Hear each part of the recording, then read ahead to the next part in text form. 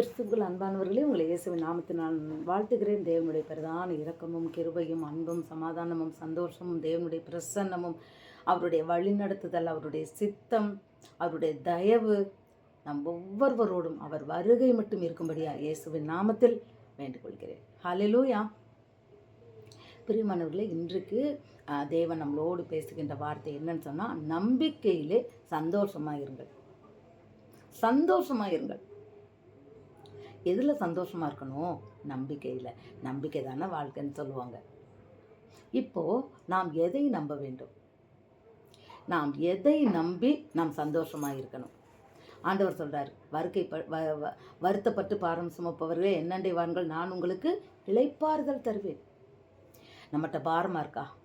கவலை இருக்கா? வருத்தப்பட்டு நம்ம பாரம் சுமக்கிறோமா? எல்லாத்தையும் அவர் பாதத்தில் இறக்கி வச்சுருவோம். நம்பி இறக்கி வைப்போம். நம்பி இறக்கி வைப்போம்.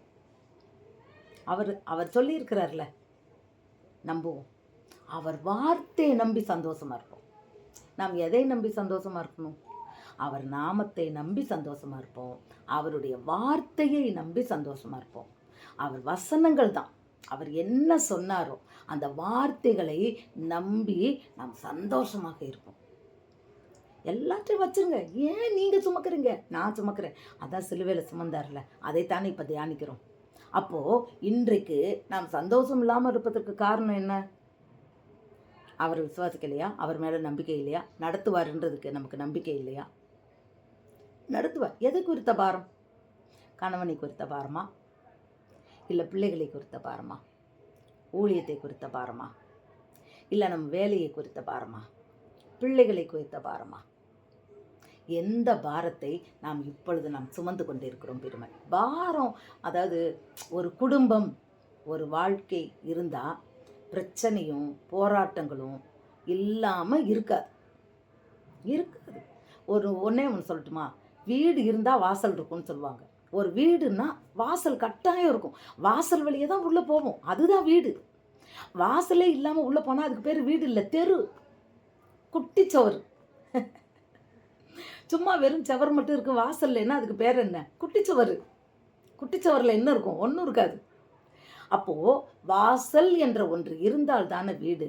அதுபோல் வருத்தம், கவலை, மனபாரங்கள், போராட்டங்கள், வாழ்க்கையில் கஷ்டங்கள், நஷ்டங்கள், பிரச்சனைகள், துன்பங்கள் வந்தாதான் அது வாழ்க்கை. இரவு நேச்சுரல். அது ஆண்டவர் இரவும் பகலும் ஏன் வச்சாரு? இருட்டு பாதி வெளிச்சம் பாதி. இருட்டில் தடுமாறுவோம், வெளிச்சத்தில் நல்லா இருப்போம். அதுபோல் தான் வாழ்க்கையில் இன்பமும் துன்பமும் மாறி மாறி வரும் என்பதற்காக தான் இரவும் பகலும் கூட இருக்குன்னு நான் நினைக்கிறேன். ஆம் பிரியமானவர்களே, அவரே சொல்கிறாரு, பாரப்பட்டு வருத்தப்பட்டு பாரம் சுமப்பவர்களே என்னண்டை வாருங்கள், நான் உங்களுக்கு இளைப்பாறுதல் தருவேன். நீ ஏன் உன் பாவத்தோடையே வாழ்ந்துக்கிட்டு இருக்க? நான் உன் பாவத்தை கழுவுறேன், என்னட்ட வான்றார். வா. அவர் கூப்பிட்றார். சிவந்த குருதி போல இருக்கும் உன் பாவம் எப்படி போயிருமா? உறைந்த வெண்மையாய் மழையை போல மாறிடுமா. மழை தண்ணீர் உறைந்தா எப்படி இருக்கும்? வெள்ளை கலரில் ஐஸ் கட்டியாக மாறிடும்ல. தண்ணிக்கு நிறம் கிடையாது. ஆனால் அந்த தண்ணியானது உறைந்து போச்சுன்னா ஐஸ் கட்டியாக மாறிடும். அப்போ அதுக்கு ஒரு கலர் வந்துடுது. அதுபோல் தான் நாம் தேவனுடைய இரத்தத்தினால் கழுவப்படும் போது நமக்கு ஒரு கலர் வருது, ஒரு மகிமை வருது. அதான் அவர் சொல்கிறாரு, சிவந்த குருதி போல உன் பாவம் இருந்தாலும் உறைந்த பஞ்சை போல் மழையை போல் அது வெண்மையாய் மாறிவிடும். அப்போது நம்ம பாவத்தை அவர்கிட்ட கழுவிடுவோம். நம்மையே அதை நினச்சி வருத்தப்பட்டுக்கிட்டு இருக்கோம். நம்பிக்கையில் சந்தோஷமாக இருப்போம். பரலோகம் போயிடுவோமா? நம்ம கைவிடப்பட்டுருவோமா? ஏன் கவலைப்படுறீங்க? கடல் மேல் நடந்த தேவன் நம்மளை கைவிடுவாரா? பேதுரு சொல்கிறான், நான் நடக்கட்டுமா? வா. கள்ளனே சொல்கிறான், ஆண்டவரே நீர் பரதேசில் இருக்கும்போது நானும் உம்மோட இருக்கணும் ஆண்டவரே. ஓ, இன்றைக்கு நீ என்னோடு பரதேசில் இருப்பாய். கள்ளன் கேட்டால் கூட ஆண்டவர் சரின்றார். மகா பெரிய கள்ளன் அவன், திருடன், கொலகாரன், இன்னும் என்னென்ன அநியாயம் பண்ணி அவன் அந்த சிலுவையில் அறையப்பட்டானோ. ஆனால் அவனுக்கே தேவன் இறங்கினார். அதனால் அந்த ஒரு அவருடைய கிருபையின் மேலே நம்ம நம்பிக்கையாக இருப்போம். அதுதான் வாழ்க்கை. கிருபை என்பது தகுதி இல்லாதவங்களுக்கும் அவர் கொடுக்கின்ற அன்புக்கு பேர் தான் கிருபை. அது போதும். அவருடைய கிருபை நமக்கு இருந்தால் போதும், வேற எதுவுமே வேண்டாம். அதனால அவர் கிருபை மேல் நம்பி நாம் சந்தோஷமா இருப்போம். என்ன நடந்தாலும் பெருகமன் செய்யா பாடுவார், என்ன நடந்தாலும் நன்றி ஐயா, யார் கைவிட்டாலும் நன்றி ஐயா, நன்றி நன்றி இடைவிடா நன்றி உமக்குத்தானே, இணையில்லா தேவன் நீதானே. பிரியமானவர்களே, என்ன நடந்தாலும் நன்றி. ஏன்? அவர் நாமத்து மேலே வச்சிருக்க நம்பிக்கை, அவர் கிருபையின் மேலே நம்ம வச்சிருக்க நம்பிக்கை அப்படித்தான் பாட சொல்லும். என்ன நடந்தாலும் கர்த்தருக்கு ஸ்தோத்திரம். யோபு சொன்னான்ல, கர்த்தர் கொடுத்தா கர்த்தர் எடுத்தார். ஏன்னா தேவன் மேல் அவனுக்கு இருந்த நம்பிக்கை, அது அவனுக்கு என்ன கொண்டு வந்தது? 2 மடங்கு ஆசீர்வாதத்தை கொண்டு வந்தது. இன்றைக்கும் நம்பிக்கை இல்லாத சூழ்நிலைகள் உங்கள் வாழ்க்கையில் என்னென்ன காரியங்கள் இருக்குது? இன்றைக்கு கர்த்தர் உங்களோடு என்னோடு இடைப்படுகிறார். நம்பிக்கையே இல்லை, இனிமேல் இது அவ்வளவுதான் நினச்சிட்டு இருக்கீங்களா? அந்த காரியத்தை இன்றைக்கு கர்த்தர் ஜெயமாய் முடிக்கும்படியாய் நாம் என்ன செய்யணும்? அவர் கருத்தில் ஹேண்ட் ஓவர் பண்ணிடுறோம், இந்தாங்கன்னு கொடுத்துறோம். அவர் அதைத்தான் சொல்கிறார், நம்பிக்கையில் சந்தோஷமா இரு. நம்ம நம்பினா பார்த்துக்கிங்கப்பா, யெகோவா ஈரே. ஆபிரகாம் ஆண்டவரை நம்பி என்ன பண்ணா? அந்த பிள்ளைய கொலை செய்கிறதுக்கு, பலி கொடுக்கறதுக்கு யெகோவா ஈரே அவர் பார்த்துக்கிடுவாருன்னு கூட்டிகிட்டு போகிறோம். ஆனால் கர்த்தர் விடலை. நாம் நம்பிக்கையோடு நம் பிள்ளைகளை அவருடைய பாதத்தில் ஒரு அர்ப்பணிப்போம். நம்பிக்கையோடு நம் புருஷனுக்காய் நாம் ஜெபம் பண்ணுவோம். நம்பிக்கையோடு நம்மளுடைய காரியங்களுக்காய் நாம் தேவ சமூகத்தில் அவர் செய்வார் என்ற முழு நம்பிக்கையோடு நாம் சந்தோஷமாய் வாழ்வோம். பிரியமானவர்களே, நம்பிக்கையில் சந்தோஷம். ஹல்லேலூயா. அப்போது நம்ம எது மேலே நம்பிக்கை? அவர் கிருபை மேலே நம்பிக்கை, அவர் நாமத்தின் மேலே நம்பிக்கை. பிரியமானவர்களே, 2008 வருடத்தில் என் தேவன் அவருடைய கிருபையை நான் நம்பி இருக்கிறத ஒரு பாடலாய் கொடுத்திருக்கிறார். அதை நாம் கேட்போமா? ஹல்லேலூயா. இது உண்மையில் நம்மளுடைய ஆவிக்குரிய வாழ்க்கையில் அது நமக்கு கொஞ்சம் ஆசீர்வாதமாக இருக்கும்னு நான் நினைக்கிறேன். ஸ்தோத்திரம். உம் கிருபை நம்பி வந்தேன், உம் காமம் உயர்த்துகின்றேன். உம் கிருபை நம்பி வந்தேன், உம் நாமம் உயர்த்துகின்றேன். இன்னும் உம்மை நெருங்கே நான் வந்தேன், உந்தன் பாதம் தஞ்சம் கொண்டேன். நீர்தானே எனது வழி, நீர்தானே என் சத்தியம். நீர்தானே எனது வழி, நீர்தானே என் சத்தியம். நீரே எந்தன் ஜீவன் அன்றோ ஏசையா, நீரே நித்திய ஜீவன் அன்றோ. நீரே எந்தன் ஜீவன் அன்றோ ஏசையா, நீரே நித்திய ஜீவன் அன்றோ.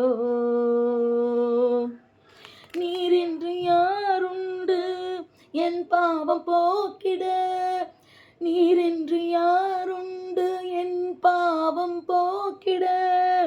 உம்மைத்தான் எனக்காக சிலுவை சுமந்தே ஏசையா, என் பாவம் எல்லாம் மன்னித்தீர்.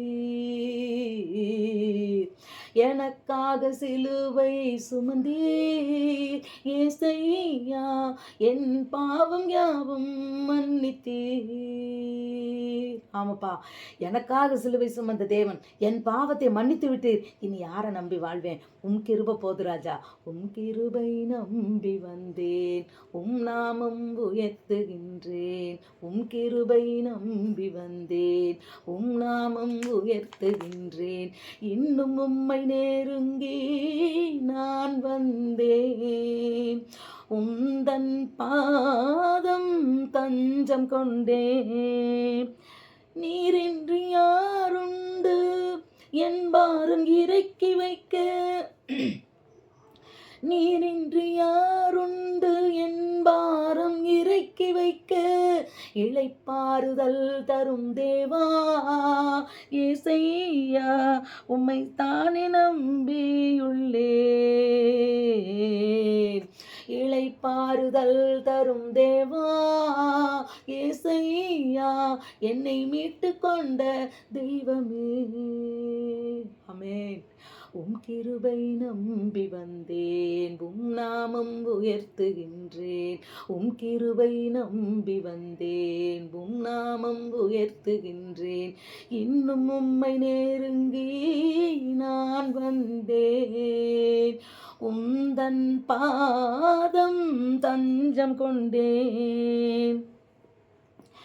நீரின்றி யாருண்டு என் கவலை தீர்த்திட, நீரின்றி யாருண்டு என் கவலை தீர்த்திட.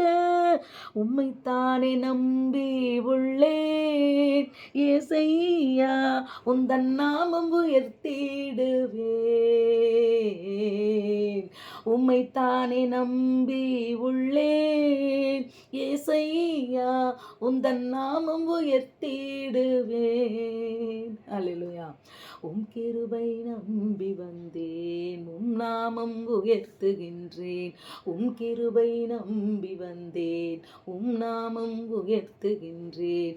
இன்னும் உம்மை நெருங்கி நான் வந்தேன், உந்தன் பாதம் தஞ்சம் கொண்டேன். நீரின்றி யாருண்டு நான் போகும் பாதை காட்ட. நானே வழி, நானே சத்தியம், நானே ஜீவன் என்று சொன்ன தெய்வமே, உம்மை அன்று யார் பார்க்கிறார்? நீரின்றி யாருண்டு நான் போகும் பாதை காட்ட. நீர் தானே எனது வழி ஏசையா, நான் என் வாழ்வில் ஜீவ ஒளி. நீ தானே எனது வழி ஏசையா, நான் போகும் ஜீவ வழி. உம் கிருபை நம்பி வந்தேன், உம் நாமம் உயர்த்துகின்றேன். உம் கிருபை நம்பி வந்தேன். நீரின்றி யாருண்டு என்னை கரை சேர்த்திட, நீரின்றி யாருண்டு என்னை கரை சேர்த்திட. கடல் மேல் நடந்தவரே ஏசையா, என்னை கரை சேர்க்கும் தெய்வமே. கடல் மேல் நடந்தவரே ஏசையா, என்னை கரை சேர்க்கும் தெய்வமே. பிரியமானவர்களே, இந்த மோட்ச கரையை, இந்த வாழ்க்கை என்ற படகுல, இந்த வாழ்க்கை என்ற கடல்ல என் தேவன் என்னை நிச்சயமாக அக்கறைக்கு கொண்டு போய் அந்த தேவனுடைய ராஜ்யத்தில் என்னை கொண்டு சேர்ப்பான்ற நம்பிக்கையில் நான் சந்தோஷமாக இருக்கிறேன். அல்லேலூயா. ஏன்னா அவர் பெரியவர், கடல் மேல் நடந்தவர், காற்றையும் கடலையும் அதட்டினவர். அவரால் ஆகாது ஒன்றுமே இல்லை.